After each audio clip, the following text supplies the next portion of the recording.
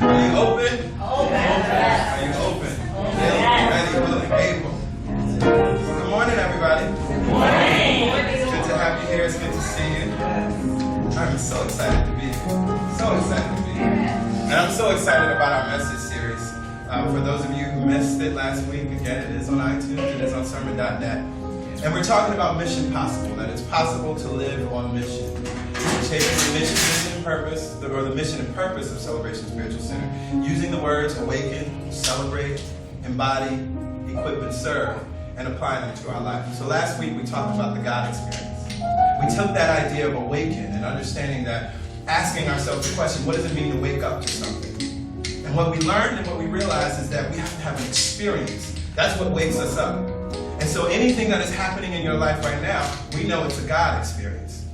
You may call it a challenge, you may call it a difficulty, you may call it a hurt, you may call it a breakup. What I know to be true is that it's a God experience because God is in everything. God is always having a conversation with us. And so that is how we awaken the world, awaken ourselves to the presence of God in and all around us. If you weren't here last week, sermon.net, iTunes, download. So we're going to go a step further this week. And we're talking about this idea of celebrating this truth as one family. We talked about the God experience last week, this truth, that God is everywhere, in and all around us. We celebrate that truth. Well, what does that mean? We sang earlier, I've got a reason to celebrate. I've got breath in my body. I've got shoes on my feet. And I saw all of y'all. Y'all were up. Because you understand that there's a joy in life. And as we celebrate life, we find more things to be celebratory about. As we bring gratitude to our life, we find more things to be thankful for. And then one of the other pieces, if you've been to Celebration over the past few weeks, we used to project it when we were at Issue Project Room, our value statement. In worship, we celebrate God. In meditation, we contemplate God. In prayer, we know God. And in living, we activate God. So this idea of in worship, we celebrate God. There's that word again, celebrate, Celebration Spiritual Center. What does that celebrate mean, and what does it have to do with worship? You know, for many of us, we've stepped away from this idea of worshiping a God, some being out there. We know that God is much more than that.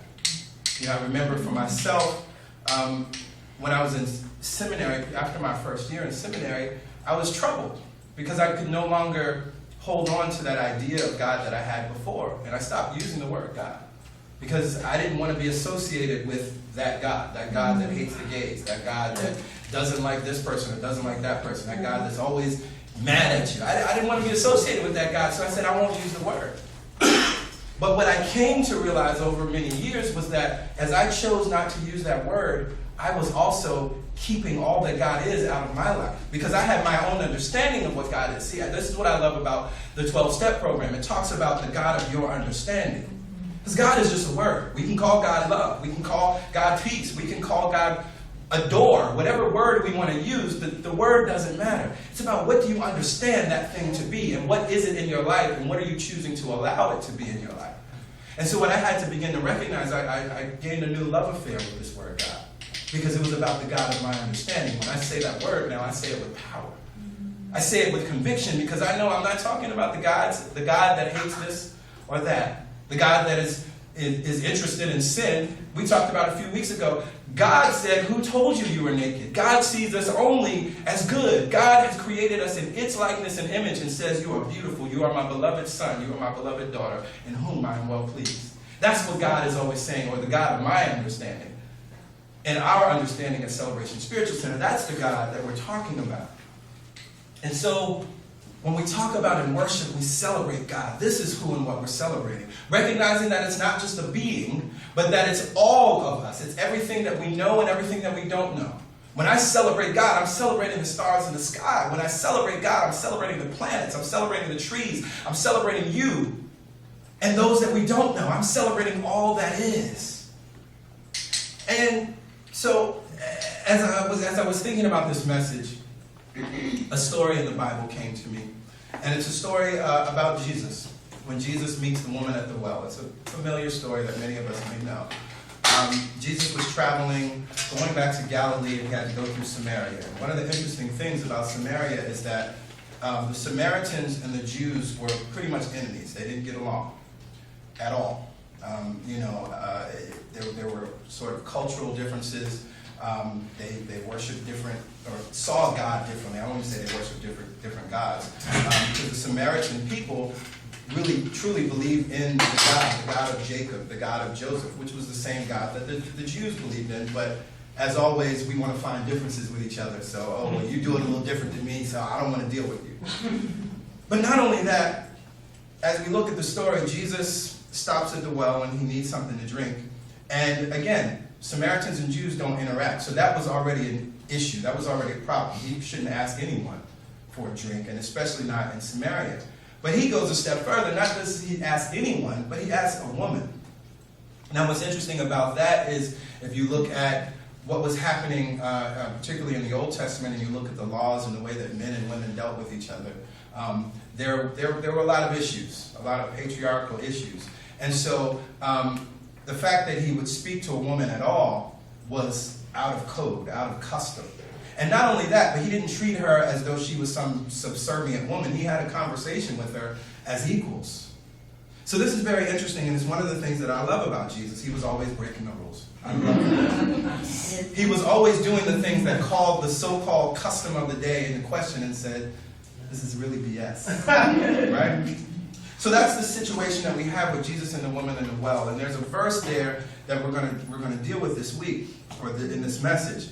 And he was saying to the woman, they were having this conversation about worshiping God. And she said, well, we worship the God of the mountain, and you all worship a different God. And what he was saying to her is that, you know what, yeah, all of that is true, but actually there's a deeper truth. There's a deeper understanding. And what he said was that God is spirit. And those who worship God must worship God in spirit and in truth. It's not about the laws and the customs that you have. It's not about, oh, my God is on this mountain, or my God is in this room. God is bigger than that. God is spirit. The word spirit that's used there, the Greek, is pneuma, which we know to mean breath. It's not what you can see, taste, touch, or smell. You can't touch it.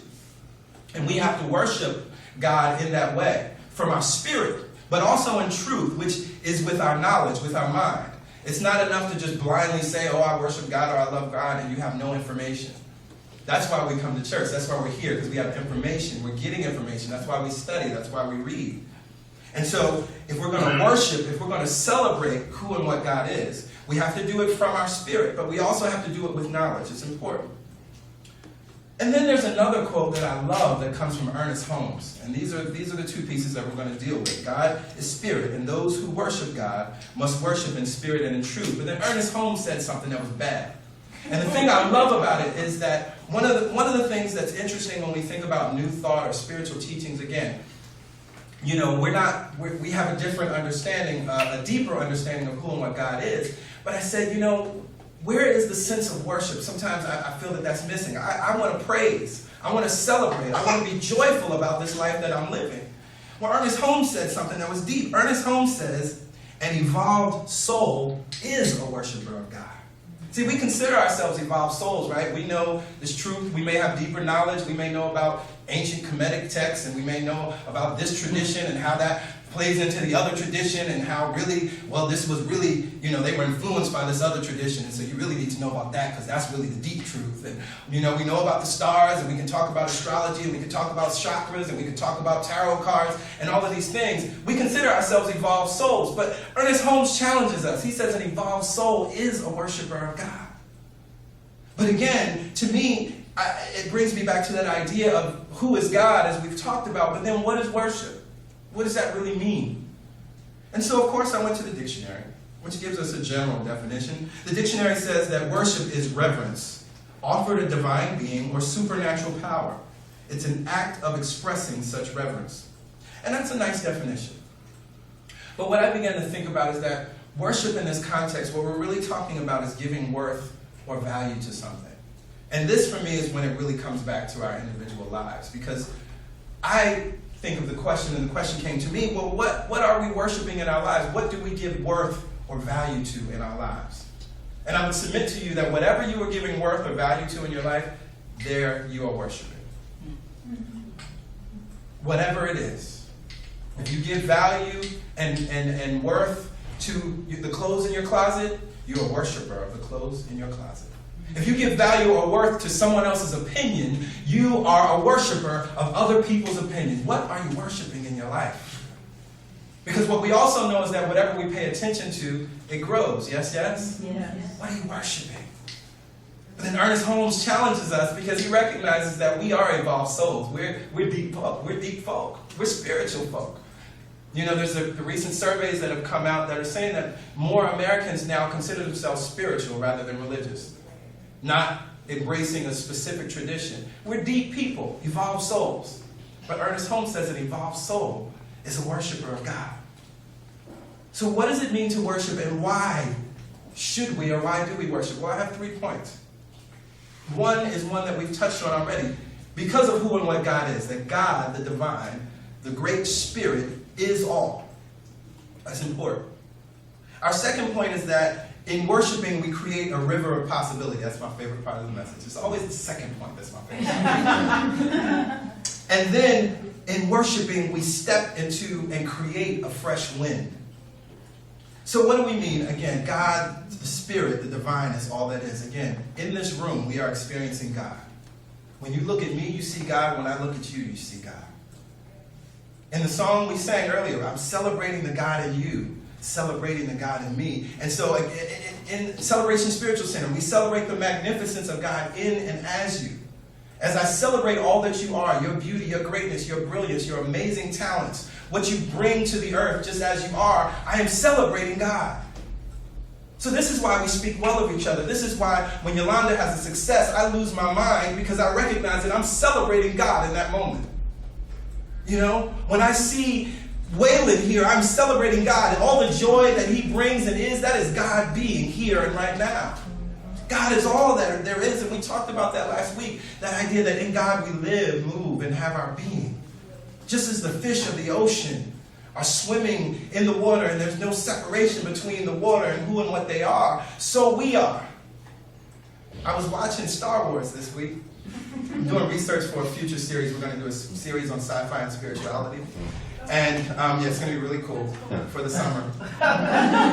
But my brother Obi-Wan, he had the perfect quote. He was talking about the Force. He was teaching Luke. You know, Luke's like, the Force? What are you talking about? He said the Force is an energy field created by all living things.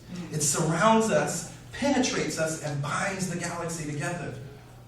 God is all there is. God is the Force. Literally. That's what that whole piece is about. And that's why the Jedis are able to draw power. Because they recognize where they are, that everything that is in this room I'm connected to. So there's my power, there's my strength, wherever I am. I don't care what kind of danger I'm in. I know that I'm in the Force. I'm in God. I'm in the divine. Therefore, I can draw strength in that moment. That's the God experience. Oh my God. But then we go into the second idea of why worship. Well, worship creates a river of possibility. What we don't understand sometimes, what we're doing when we're up here clapping and we're singing and we're rejoicing and we're celebrating, what's happening in that moment, because you may have a difficulty. You may have left a problem at home. You may have written your worry and left it at the door. But what you do in that moment, as you're praising, as you're singing, as you're clapping, something is opening up in consciousness. And you're creating a river of possibility. And so what's interesting to me is what I see many times is that the music will be going forth and something happens in the room. Things change. But I watch people step at the edge of that river. We create the river together. But then you won't jump in. The river is your healing. Water is one of the most beautiful symbols for healing. You can use water to wash wounds. You can use water to cleanse. Water is sustenance. Water is our nourishment. When we praise, when we worship, when we celebrate, we create that river together. But you must jump in. And there you will find peace. You must jump in. And there you will find whatever it is that you need. It soothes your soul. And so that is why we celebrate, because it creates a river of possibility. And so you may be thinking, okay, Greg, that sounds wonderful. That's a beautiful image of a river of possibility. But I'm trying to pay my bills. I'm looking for a job. I have real issues in my life. And the river, I don't see the river right now. And I heard your question. When I was preparing, I heard your question. And so it took me to Iyanla Vanzant, her book, Peace from Broken Pieces. I want to read a passage from there, but it was a very interesting moment. Iyanla Vanzant is a powerful spiritual teacher. And we find her in a moment in her life when she had achieved much success. We saw her on Oprah, her books, she was on the New York Times bestseller list. She was the Iyanla Vanzant. And she began to experience many, many, many different trials, tribulations, hardships in her life. One of the biggest hurts that she experienced in her life was the death of her daughter from cancer. After watching her go down and down and down, after spending literally all of the money she had, trying to, find different holistic doctors, and there were doctors here in New York and different methods, and doing everything she could, because I'm Iyanla Vanzant, and my bank account is big, I'm going to throw my money at this thing and we're going to beat it. But her, in and of her power and her strength, could not beat that. And her daughter, Jamia, transitioned. Well, because she had spent all of her money, because she had spent everything she had, not to mention her and her husband were no longer together, she now was facing bankruptcy. She now was facing having to sell her home, the home that represented this life that she had created. All of the artwork and all of the beautiful things that were in that home. This was part of her success. I'm a New York Times bestselling author. I've been on Oprah. Everybody knows my name. I travel all around the world. I'm Iyanla Vanzant. And now all of those things that symbolize that life are now being taken away. So that's where we find her in the story. And I'm just going to share this piece. On August 15th, I was informed that I had until October 1st to leave my home. In the meantime, the realtor needed permission to show the house to prospective buyers. This was an indignity I could not and would not endure and stay sane. With the bankruptcy, my credit was shot. I was not allowed to have any savings and file bankruptcy. The remaining remnants of my life were unraveling. I felt lost, alone, and terrified. My community family was watching me and praying for me. Some of them just shook their heads like me, saying, "Enough already." Others encouraged me, saying, "You know what to do." And I did. I knew what to do. I was too weary to do it, but too afraid not to do it. So I prayed and I praised. I cried out with my whole heart. I was glued to my prayer partners, Shahira and Raina. I held on to my right hand, Almasi, and my left hand, Lydia. I learned quickly to let people help me. I learned how to ask for help. I had 45 days to leave my home. I needed to pack. 2 of my students, Deborah and Laura, helped me do that. But where the heck was I going? One morning, it all came together. I went into my prayer room to meditate. After lighting my favorite incense, I sat in my favorite chair and read my favorite psalm. Jamia's favorite too. Psalm 27 begins, "The Lord is my light and my salvation." I had read it over several times when I started to feel the cool breeze. I closed my eyes and surrendered to it. I could smell her. I could feel her. Jamia's presence was in the room. I felt the warmth of my tears falling across my cheeks. Whom shall I fear? I could hear my heart beating, and my entire body began to pulse. For in the day of trouble, he will keep me safe in his dwelling. I wanted to open my eyes to see if I could see her, but they could not open. Hear my voice when I call, O Lord. Be merciful to me and answer me. What's interesting to me here is what she says earlier on. She's in this moment of trouble. And she didn't say, "So I freaked out." She's in this moment of despair, and she didn't say, "So I rolled on the floor and cried all night long." She didn't say, "So I decided that I was bad and God was punishing me." She didn't say that there must be some way I can fix it. She said, "So I prayed and praised." In that moment, she chose to create the river of possibility. Now, I don't know what you're dealing with in your life. I'm pretty sure that you probably don't have the tag team of different problems and circumstances seeming to pile on top of each other, on top of each other, on top of each other. But what I do know is that, yes, Iyanla Vanzant is a great spiritual teacher, but she is a human being. The same power that resides in her resides in you. The same ability to pray and praise resides in you that resides in her. And so when we talk about celebrating, when we talk about worshiping, we're talking about creating that river. Because it wasn't until she chose to do that, that then she said, and then the answer came. It wasn't until she chose to do that, that then something opened up. She began to see a different way. And so that's why we talk about worship is like stepping into a fresh wind. Because what happens is when a breeze comes, I love the fall breeze. Sometimes when I was a kid, I had to rake the leaves all the time. I hated it. And the worst part was when you had your big pile of leaves and a breeze came and just blew everything away. We had so many trees in our yard that literally every weekend I was raking leaves. I had to rake the leaves before I could go to the football game.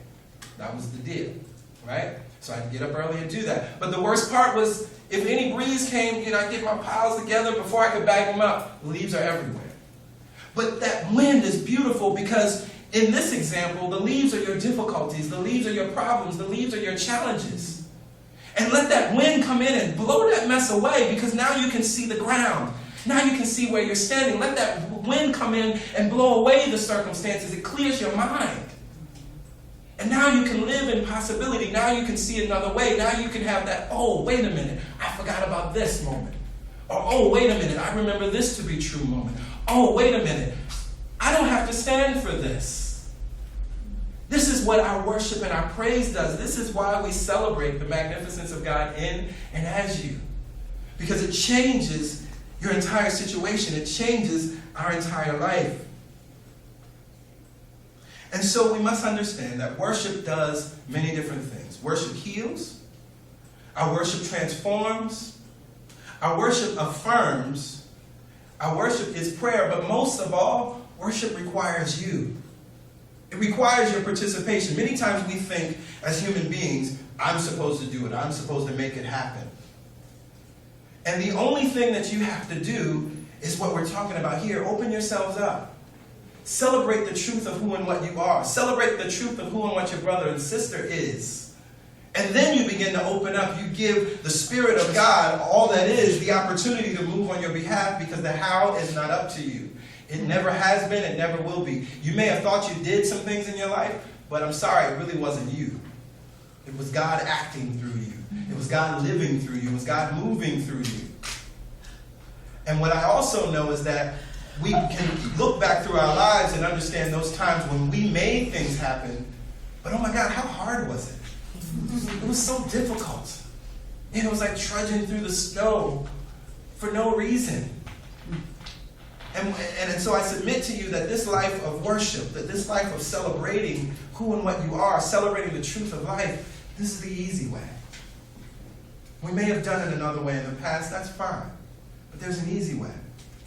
Let me put this down. And, we're talking about this in the context of a spiritual context, but this is not a spiritual thing in the sense of, oh, well, I can only come to church and worship it. So when, Greg and Sharon and Yolanda and David are singing and we can clap and it feels good and Frank's on the piano and I know I can clap and it's good and I can celebrate. It's not about that. Don't believe me? Well, James Brown said something that was powerful. It's the same thing. James Brown said, get up off of that thing and dance till you feel better. Get up off of that thing. Try to release some pressure. What he was saying, and if you look at the context of the 60s, when you look at the context of the turmoil and trouble that was happening within the black community, he was saying, we got to dance. Because if we don't dance and celebrate who and what we are in that moment, we're going to lose our minds. Get up off of that thing and dance till you feel better. Get up off of that thing, try to release that pressure. It's the same thing. So I'm not interested. You can celebrate and worship God in the club as easily as you can celebrate and worship God right here, right now. And Kendall, I was thinking about you. I know you know for a fact, back in the day, right? And in Paradise Garage and Studio 54, that was worship. And if you've ever been in that vibration, oh my God, it's powerful. There's something that happens. Something happens in the room. There may be some brothers in the corner with congas while the DJ is playing the records as well, and it blows your mind. It's worship. You see people taken over by the Spirit. Yes. taken over by joy, taken over by peace, taken over by love. And in that moment, whatever they brought into that room, whether, they didn't know how they were going to pay their bills, they didn't know if they were going to find a job, what was going on, it was released in that moment. And when they walk out, they feel better about life. When they walk out, they see something different about their lives. Get up off of that thing and dance till you feel better. If you don't believe in that context, James Brown, well, there's a wonderful book. This is more clinical. Dr. Peter Levine, there's a book called Waking the Tiger. And he presents a beautiful, beautiful way to look at the world. He studied animals. And when you look at animals, we've all seen the National Geographic specials where the lion is going after the gazelle, and it's tense in that moment, and you watch how it all happens. And many times what we see, which is interesting, is those moments when the gazelle gets away. Maybe the lion grabs it and bites the gazelle, but the gazelle fights and it gets away. What's interesting about that moment, there's something else that happens. The gazelle doesn't just get away. The gazelle runs away, but it stops. And it begins to shake furiously. Furiously, it begins to shake. And what is happening, what Peter Levine recognized, what is happening is the same thing that we're being invited to do. That trauma would live in its body if it doesn't get rid of it. That horrific moment when it was almost eaten alive by a lion would stay in its body if it doesn't get rid of it. So it begins to shake. It shakes that thing off. James Brown said, get up off of that thing and dance till you feel better. Well, the gazelle is doing the same thing. It just had a traumatic moment, and it could let that moment live in its body. It could let that moment stay. Because what happens when we have that trauma in our life, and we say, oh, well, this happened to me, he did that to me. And we say it over and over again, and we take that into the next year, and the next year, and we keep telling that story over and over again. I had that beautiful experience in my life during my divorce. I was always talking about what she did. And I was always looking for people to be on my side, right? But what I was doing in that moment, and Yolanda and I were looking at it a few weeks ago, looking at pictures of myself in that moment, it's like, that's Greg. Because I was harboring, I was holding all of that stuff within me, right? I was holding all of that anger, I was holding all of that disappointment, I was holding all of those hurts, I was holding all of that within me. And so I had to shake it off, literally, to get rid of that trauma that lives in your body. It's one of the things that I love about martial arts. It's the reason I started mixed martial arts. Because what that is doing, as I'm punching the bag, I'm releasing that energy. I don't want anything in this body temple that is perfect as God created it. So as I'm punching, I'm releasing energy. Whatever you want to do, as you're dancing, you're releasing that energy. You're letting it out because it doesn't belong to you. Find that thing. It could just be working out. But it's important that we begin to celebrate and worship in our life. By clapping our hands, dancing, rejoicing, whatever it may be, because you're releasing that trauma. That stuff doesn't belong to you. Don't hold on to it. And I'm going to invite everybody to stand in this moment. I'm going to leave you with one last thought. A friend, she told me about a word. There's a Native American people that are in the New Mexico and Texas region, the Tiwa people. They Pueblo people, they live in the Pueblos there. Beautiful people, ancient people. And what's interesting is that she told me that their word for work and worship is the same. It's a word that says tala. Ta means toil, and la means with God. And so they have this beautiful understanding that wherever they are, if I'm working, I'm worshiping. If I'm worshiping, I'm working. But ultimately, I know that I'm always with God. And so, tala, that is the vibration that we want to stand in right now, that we are always worshiping, wherever we are, because we know that the divine is always here. We are always worshiping because we know that wherever we stand, in our experiences, in our challenges, in our difficulties, the divine is here. We stand in the vibration of tala, for we work and we worship with God. God, I'm so grateful and thankful in this moment for the opportunity to recognize and understand in a deeper way what worship is. Recognizing that we are not worshiping some golden statue, that we are not bowing down to some building, we are not looking at something as the thing that you are, but we understand that you are more than that. You are pneuma, you are breath, you are spirit. And we recognize that all that we know you to be, so we are, for we are created in your likeness and image. This soul clothing that we possess, these bodies that we possess, is just a small inkling of who and what we are. But within us is something great. Within us is something powerful. And because we know that, that is why we shake off the traumas. That is why we shake off the difficulties. That is why we choose in this moment to shake off the pressures of life. Recognizing that they are here simply to grow us. Simply to always remind us, you are great. Always reminding us that no, that doesn't belong to you. Your brilliance. Don't hold on to unworthiness. Recognizing that your brilliance, don't hold on to I've done something wrong. Recognizing that you're amazing. Don't hold on to I'm not good enough. For we hear your voice within us, reminding us that we are more than good enough. We hear your voice within us, reminding us that we are worthy. Worthy of an amazing life. We are worthy of the relationship that we desire. We are worthy of the career that we desire. We are worthy to live out our passions. We are worthy to live out our purpose. We are worthy to live out our mission. And that is why we celebrate this truth as one family. We celebrate that truth as one family. In this moment, we forgive ourselves for those times that we held our hands down, when we sat down and chose not to dance to the rhythm of life. But today we make a new declaration. Today we make a new agreement that we shall dance as we have never danced before. That we will dance as we have never danced before to the rhythm of life, to the rhythm of you, to the music of you. For we hear you singing all around us. And we know that as we praise, as we worship, as we celebrate, wherever we are, in whatever way we choose to, we are reminding our brothers and sisters that this is a life to celebrate, that we are here to be joyous.